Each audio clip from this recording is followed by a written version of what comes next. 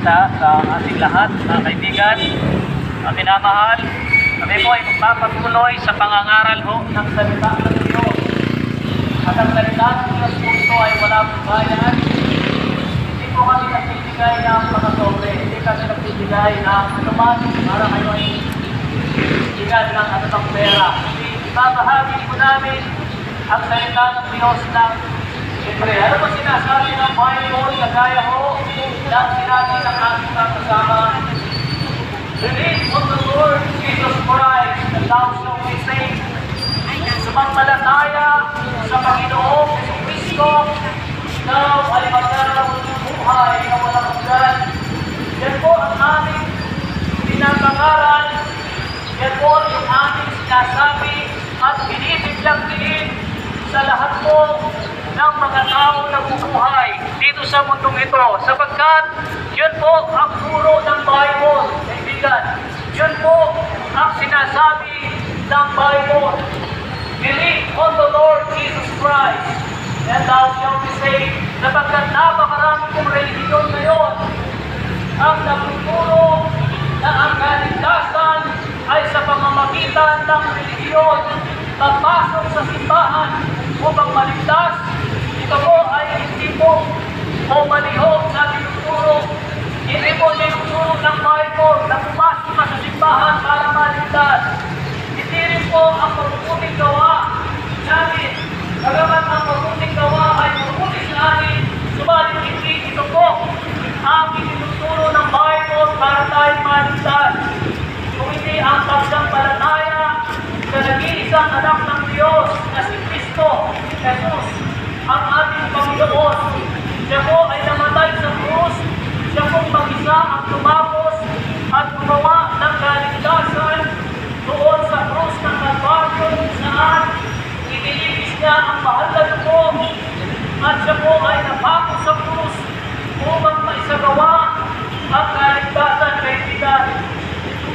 Ang kaligtasan kaibigan ay hindi lamang matatanggap ng tao kung siya po ay sasampalataya sa Panginoong Jesucristo. Marami hong mga tao ang pilit kong itinasagawa ang kaligtasan ayon sa kanyang sarili. Sa pamamagitan ng tutusan, sa pamamagitan ng mabuting gawa, sa pamamagitan ng kanyang sarili, sa pamamagitan ng relihiyon, subalit anong sinasabi ng Bible? James chapter 2 verse 10, ang sabi ng Bible, whosoever shall keep the whole law and yet offend in one point, he is guilty of all. Ang sino man gaganap ng lahat ng kautusan at ang isa man ay hindi niya magawa, ang sabi ng Bible, siya po ay guilty of all. Ang lahat ay hindi niya nagawa sa isang kautusan lamang na hindi niya magawa. Lahat ay hindi niya magagawa, kaibigan. So, well, in one point, he is guilty of all. Yan po ang sinasabi ng Bible. Kaya kahit isang tao dito sa mundong ito ay hindi kayang sundin ang kautusan.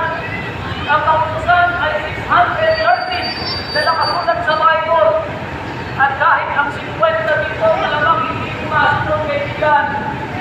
Sapagkat yan po ang dahilan kung bakit bumaba ang Kristo, ang Panginoong Jesucristo. Dahil naawa siya sa tao, hindi niya masunod ang kautusan. Ang sabi ng Bible, Romans 10:4, Christ is the end of the law, the righteousness to everyone that believeth. Si Kristo ang katapusan ng kautusan. Yan po ang sinasabi ng Bible.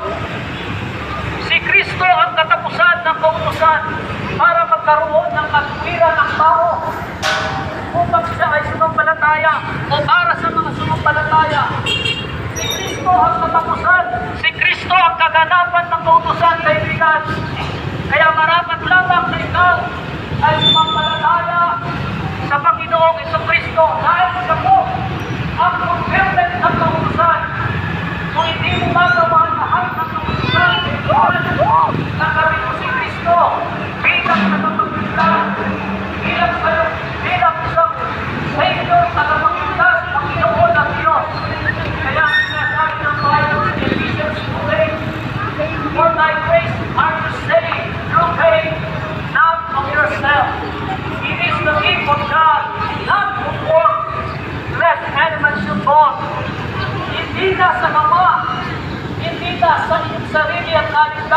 yun, kaibigan, kung hindi sa pamamagitan ng biyaya sa pananampalataya kay Kristo para ikaw ay magkaroon ng kaligtasan, kaibigan.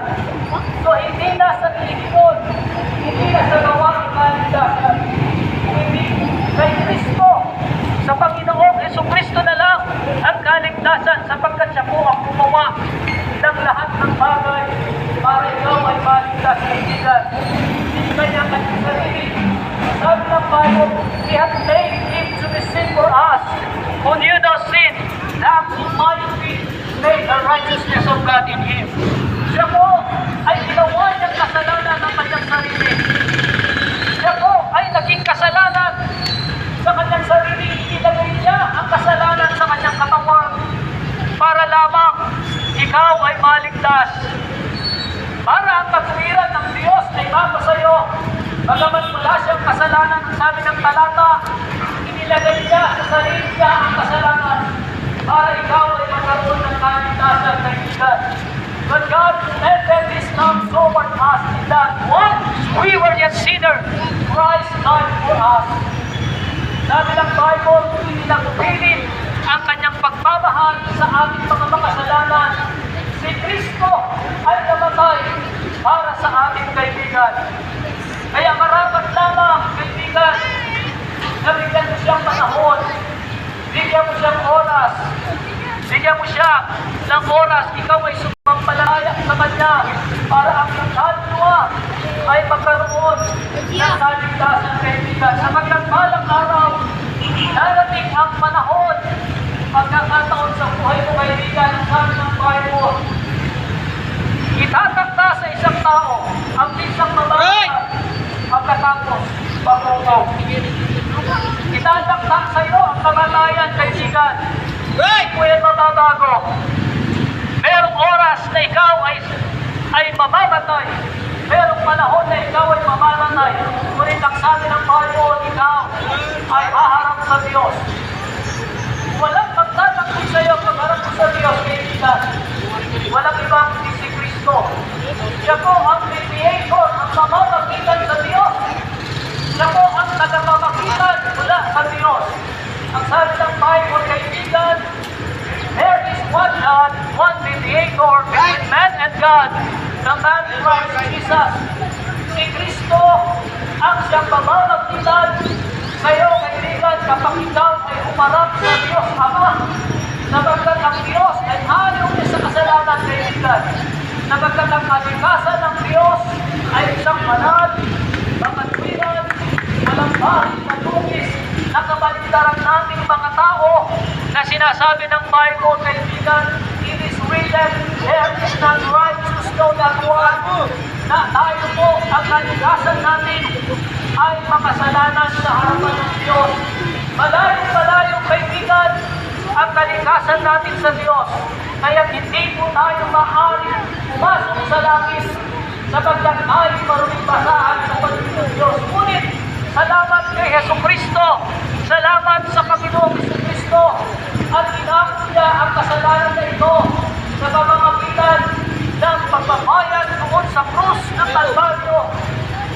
Sa krus ng Kalbaryo kung saan siya po ay namatay, nabuhos ang kanyang mahal na dugo para ikaw ay magkaroon ng kaligtasan, kaibigan. Kaibigan, kung pipiliin mo kilalanin sa palamayanan si Kristo, kaibigan, ikaw ay bibigyan karapatan maging anak ng Diyos. Sabi ng Bible, and as many as received Him, to them gave He power to become the sons of God, even to them that believe on His name. Kagaya ng marami nasasampalataya sa Kanya, tatanggap, ikilala, siya po ay bibigyan karapatan maging anak ng Diyos, kaibigan. Ikaw ay magiging anak ng Diyos, kaibigan. Ayaw mo bang maging anak ng Diyos, kaibigan? Ayaw mo bang maging anak ng Diyos? Ayaw mo bang maging tagapagmana ng langit, kaibigan? Gusto mong maging tagapagmana ng langit, kaibigan? Ang sabi ng Bible, He that believeth on the Son have everlasting life. Ang sino mang sasampalataya sa anak ay magkakaroon ng buhay na walang hanggan, kaibigan.